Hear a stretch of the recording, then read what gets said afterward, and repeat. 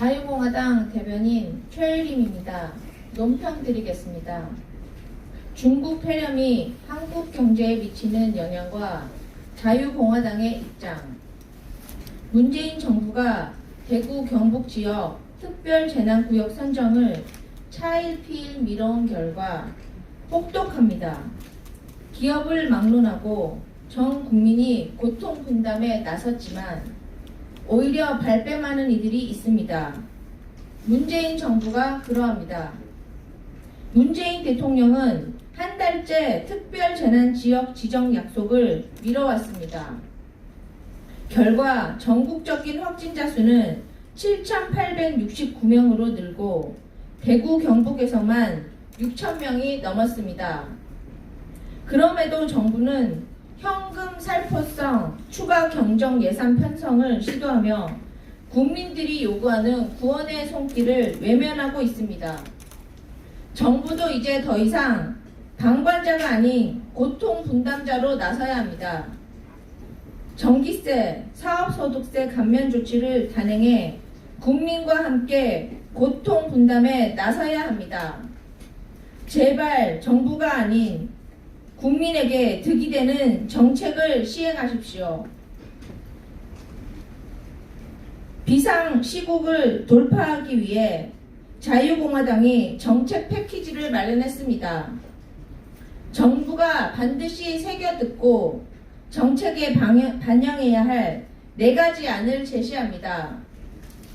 문 대통령은 지난 25일 중국 폐렴 피해로 몸살을 겪고 있는 대구를 방문해 특별재난지역만으로는 불충분하다는 언급을 한 적이 있습니다.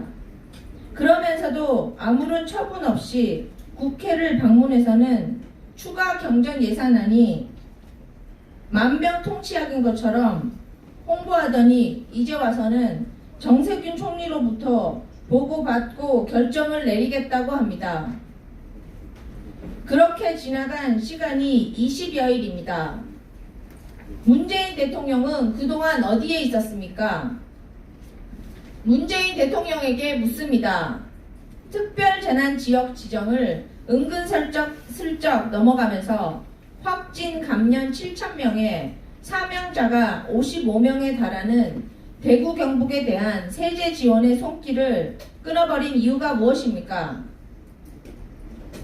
11조 7천억 추경에서 대구 경북에 할당된 지원 금액이 10분의 1도 안 되는 6천억은 도대체 어디서 나온 발상입니까? 정부는 513조의 사상 최대의 슈퍼 예산을 구성했습니다. 하지만 코로나에 예비비부터 투입하겠다고 합니다. 금융 부분에서 추가되는 9조 원 상당의 지원도 이자 수익으로 먹고 사는 은행에게는 고열을 짜내는 대책에 불과합니다. 국민에게는 고통을 분담시키고 정부는 뒷짐을 지고 있는 상황입니다. 자유공화당이 내놓은 4가지 특별 대책은 국민의 생명과 재산에 직결된 것이므로 당장 조치해야 할 내용들입니다. 자유공화당은 정부가 이번 대책 발표에 어떤 태도를 보이느냐에 따라 강도 높은 대응을 할 수 있을 것을 경고합니다. 첫째, 문재인 대통령은 대구 경북 지역 특별재난지역 지정이 20여일이나 늦은 것에 대한 이유를 밝히십시오. 아울러 공정이 멈춘 핵심 생산 거점을 산업위기 대응 특별지역으로 지정하길 바랍니다. 지난 3년 6차례나 특별재난지역을 선포한 문재인 정부가 대구 경북 지역의 특별재난지역 지정을 뜸들이는 것은 직무유기, 정치농단으로 밖에 볼 수 없습니다. 이번 사태로 인한 각종 피해 복구비를 국비로 지원해 지방자치단체의 재정 부담을 줄여줄 것을 요구합니다. 둘째, 금융지원 부분에서 서민금융 지원 부분을 획기적으로 늘리십시오. 현재 대한민국은 유례없는 실물 경제 위기를 맞아 매우 어려운 상황입니다.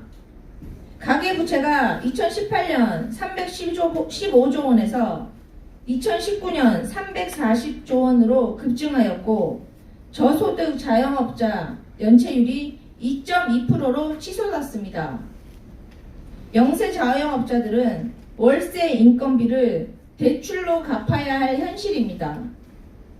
언제 문을 닫을지 모르는 이들에 대한 대출금 상환 유예를 촉구합니다.